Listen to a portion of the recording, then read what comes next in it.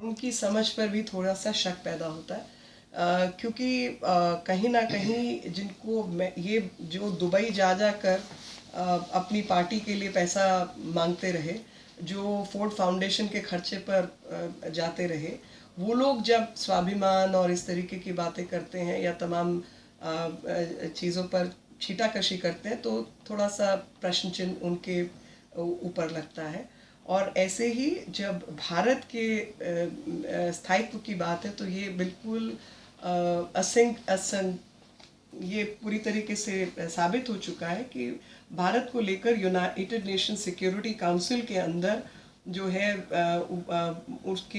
उसको डालने की बात आ रही है, उसकी मेंबरशिप की बात हो रही है। 1.3 लाख करोड़ रुपया पिछले कुछ महीनों में भारत में आ चुका है इन्वेस्टमेंट के तौर पर। फॉक्सकॉन जैसी कंपनी ने जॉइंट वेंचर कंपनी बनाई है और महाराष्ट्र के अंदर अपना उद्योग लगाने की बात कर रहे हैं।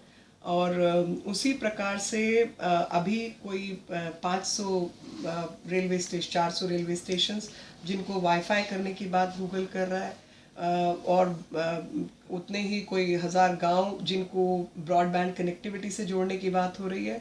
तो ये सब भारत को विश्व में जो सही स्थान है वो प्राप्त हो, और एक भारत के राजदूत के रूप में प्रधानमंत्री काम कर रहे हैं कि पर्यटन बढ़े, भारत के जितने लोग विदेशों में रहते हैं वो भारत की ताकत बने, और जितने लोग हैं वो भारत के विषय में बेहतर जाने, और हमारे यहाँ पर उद्योग धंधा काम जब लगेगा तो उसी के ज़रिए जो है पैसा देश में आएगा और लोगों को नौकरियां मिलेंगी। और साथ ही आपको ये भी समझना होगा कि जब चीन तरक्की के रास्ते पर चल रहा था तो क्या क्या मार्केटिंग स्ट्रैटेजी अपनाई गई थी।